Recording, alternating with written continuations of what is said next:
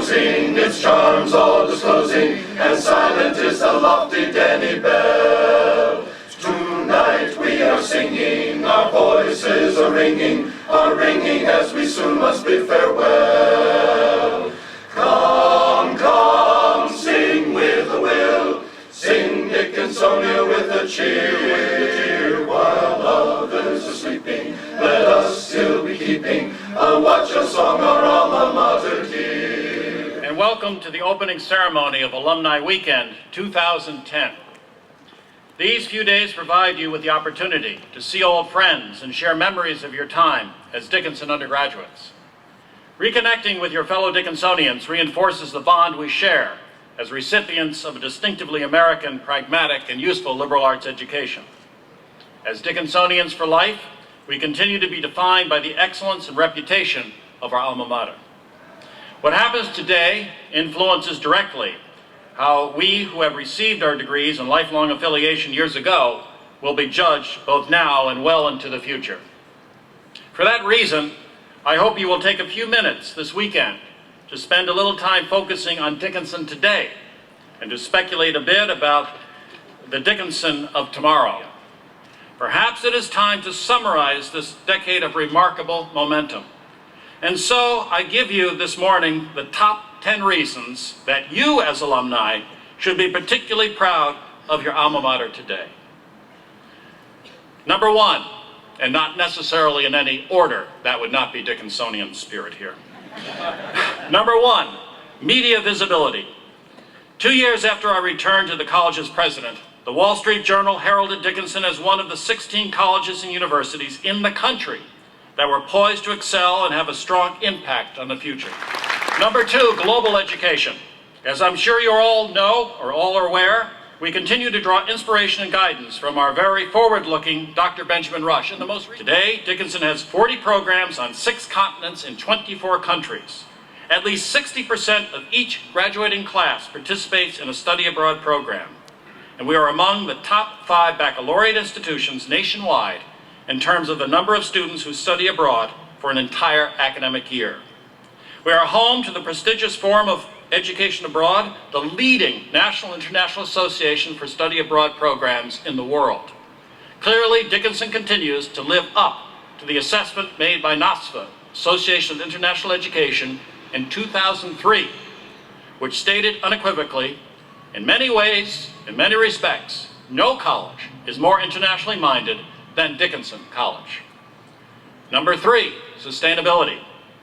If our students must function in an increasingly global society, they must also be acutely aware of the limits of our planet and use their knowledge to develop policies, practices, and procedures that sustain our environment for future generations. Arguably, they must discover in an entrepreneurial way where the more is less. As with global education, Dickinson anticipated the emerging focus on environmental sustainability nearly a quarter century ago. We were, for example, one of the first institutions in the United States to establish programs in environmental science and environmental studies.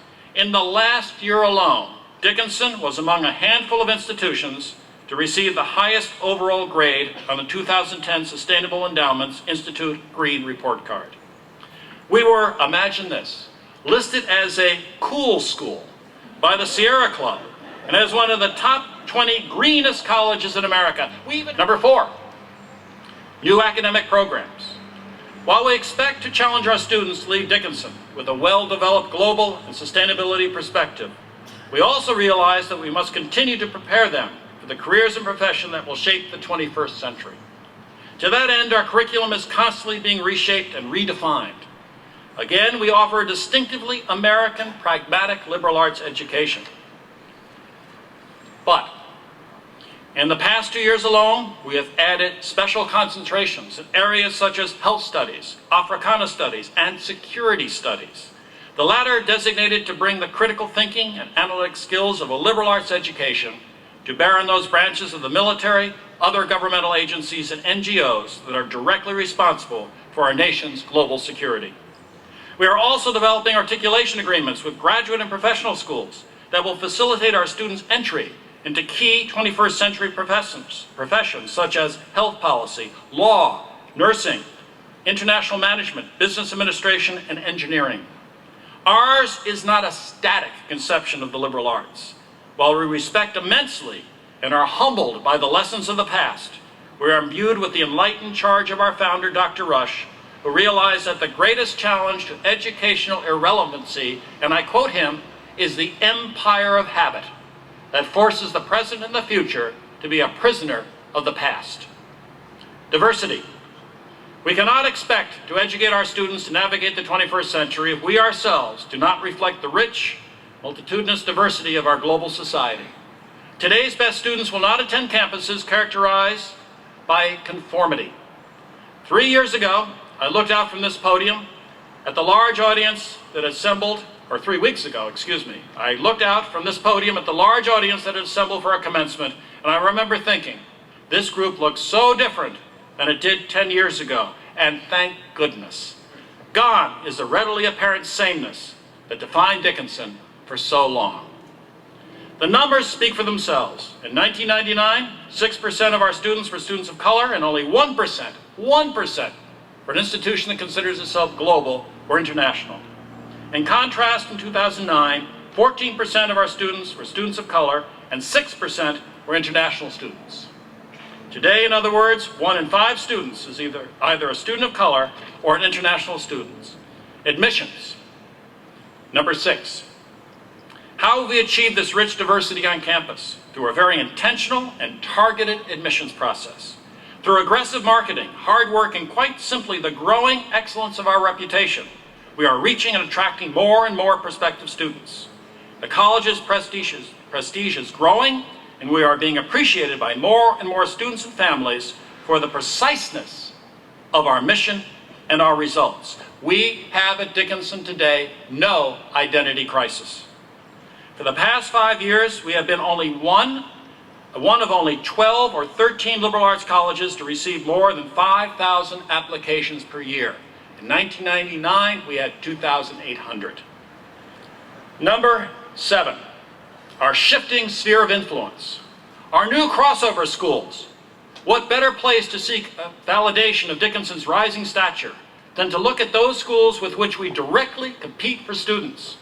A decade ago, 7 out of 10 of our crossover schools, our top crossover schools, were in Pennsylvania, and include institutions such as Gettysburg, Franklin and Marshall, Bucknell, Muhlenberg, Penn State Honors College, and Susquehanna.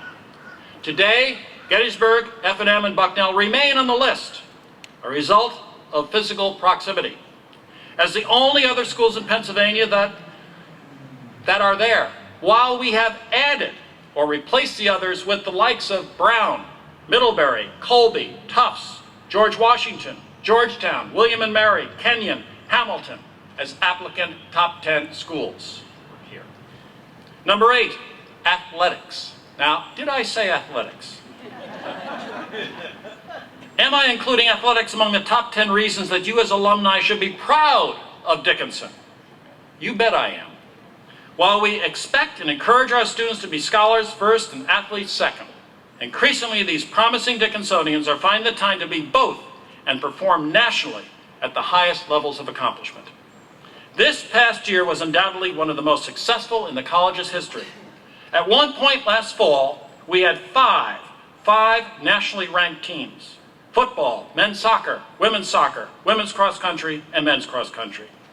This year, the following teams won Centennial Conference titles: men's cross country, men's indoor track, men's outdoor track, and women's softball. We took all of the conference awards in track and field. Every single one, first place, every category.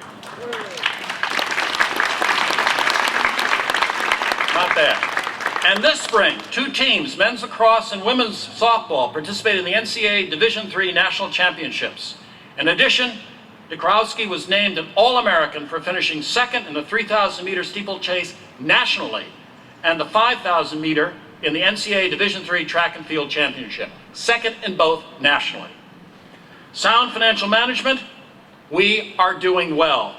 Our endowment has more than doubled. It's up to $322 million. And we are finding that people are saying about us, for example, this from the Chronicle, if Dickinson College were a corporation, Wall Street would view it as a classic turnaround story. That says it all. We are managing the resources well. And number 10, alumni engagement and support. We could not have reached any of these remarkable achievements without perhaps the most important reason you should be proud of Dickinson: your own willingness to support your alma mater, for example, for being here today, just by being here today. Many of you have stepped up in unprecedented ways. You've responded to what is occurring at our college. In the past decade, for example, alumni support allowed us to construct the first privately, fully funded academic building in our college's history. Let me repeat that. We actually started to build a building and it was paid for before we started. First time in our history. That is the state-of-the-art, gold LEED certified Rector Science Complex. Due to the generosity of alumni and parents, the annual fund has grown 25% in the last 4 years. Of equal importance is the changing way undergraduates view their responsibility to give back to the college through the intellectual privilege that we are given here. The senior class gift participation rate has averaged over 70% over the last 3 years, and at a peak of 90% but a year ago. That is up from 35% when I arrived and 12 and 11% the years before that. Because of your support, coupled with a very savvy trustee investment committee, our endowment has increased significantly, as I mentioned, more than doubling. And today, it is 7.5% shy of the high water mark before the economic downturn in the fall of 2008. And last but not least, next year we expect to complete successfully the largest capital campaign in the college's history, reaching, if not surpassing, our $150 million goal. Now, these are the top 10 points that I believe give us pride in our college. We could simply celebrate, but that's no longer our DNA. That was never supposed to be our DNA. Our founder said this after the American Revolution. The American Revolution is not over. It will continue, and we will continue. Alma mater, tried and true, noble Dickinsonia, oft our hearts shall turn to you, noble Dickinsonia. How each ancient classic hall